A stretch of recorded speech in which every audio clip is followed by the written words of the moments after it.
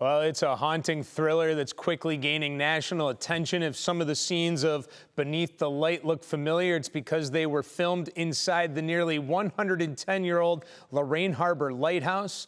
The movie's premiere is coming up on September 6th, and here to talk about it with us this morning is the director, John Baumgartner, and co-writer and producer Cindy Davis Seng, who also happens to be a psychiatrist at the Cleveland Clinic. Thank you both so much for taking the time to join me this morning. What a thrill. Thank you for having us. It's great to be here and to talk about the film. Yeah, it is a thrill, and that got me excited watching that clip, no question about it. But without giving away too many details, all right? We don't want you to ruin the ending or anything like that. What is the movie Beneath the Light about?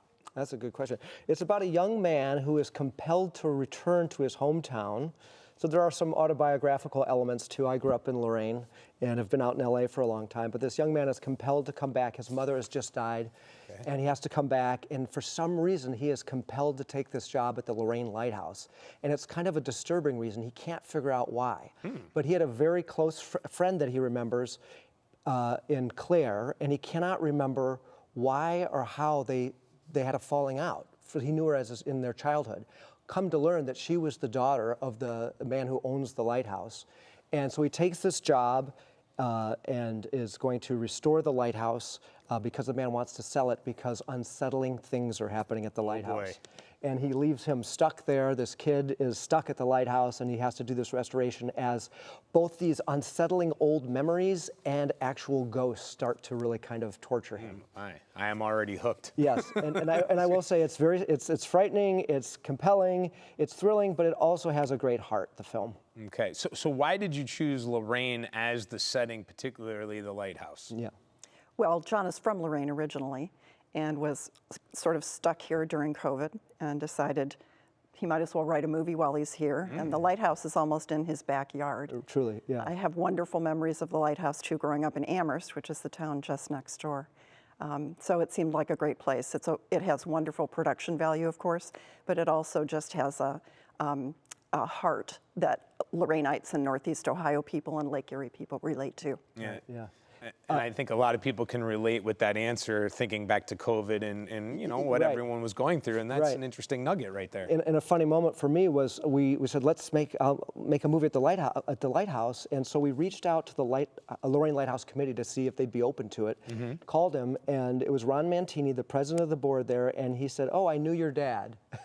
And my dad was Paul Baumgartner. He wrote for the Cleveland Plain Dealer, and so he knew a lot of people. I thought, oh, I love being back in my hometown. And so he was like, yeah, and they were so generous. They gave us carte blanche in that place. So the screening, the big premiere we're having, is in part a fundraiser for the Lighthouse to repay them for their generosity. So that you had a frightening experience, though, during the filming? Is that true? So many. There's a lot of talk with the cast and crew, like, is this place really haunted? And there's some, on the beneaththelight.com, we have some videos that explore that idea. But also, too, one day, like, Lake Erie is not to be, you know, underestimated. And but like we were filming out at the lighthouse one night, and this incredible windstorm kicked up. And I'll never forget the captain of the boat was like, "Everyone, we're packing up, we're leaving now." And I'm like, well, we still have a movie to shoot. And so the swells were 5 feet, and to get onto this boat was harrowing. But we had to get out, and we escaped. I mean, everyone was just fight or flight. We made it out. And that was, and then we're like, well, how do we film now? All our equipment we had to abandon out there. So it worked out well. Coincidence? I think not. Yes, we needed a day off. My goodness, wow. Exactly. And so in addition to the weather, there were some moments where people felt like, I'm not going back there alone. And you know, people love to imagine that place is haunted. In fact, the lighthouse makes some hay out of that, and they've had ghost hunters there and stuff. So it all nicely fell together. So tell us about the premiere at the Lorain Palace Theater. So there is going to be a gala premiere on September 6th at 7:30. There are tickets available at beneaththelight.com. It's a wonderful historic theater in downtown Lorain. So it's just the perfect place to Yes. screen the movie. We're certain to sell out. We have the cast coming, those casts that are available at the time. The cast is coming. We have a wonderful cast. Zach Tinker, from most famous from The Young and the Restless, Emmy nominated for that. John Piper Ferguson, so many shows. He's been in everything, a veteran Hollywood actor. The Last Ship, Suits, Burn Notice. Burn Notice. You look out those credits.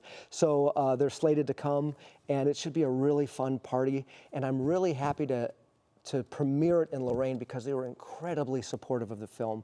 We put out an APB for support, and they really came. They donated services. They donated like products and stuff, like thousands of dollars. They really showed up and were enthusiastic about the film. We have to go, but real quick, how can people watch it once it's released? Oh, it will be available everywhere where you buy or rent in mid-October, and check out beneaththelight.com for the full trailer. All right, and again, the premiere screening of Beneath the Light is September 16th. That's a Saturday. September 6th at the Lorain Palace Theater. Tickets, $13. Proceeds go to the Lorain Lighthouse and local film production. That's very important. Yes, yes, exactly. Yeah, September 6th. All right. Thank you.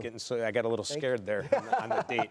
Pleasure to meet both of you. Thank you so much for coming in here. This is really cool. I always love when hometown things, local, is in the spotlight, Danita. Incredible. I love it too. We're like the Hollywood of the Midwest. That's what I call it. That's right. That's us. That's us. All right. Thank you, Dave.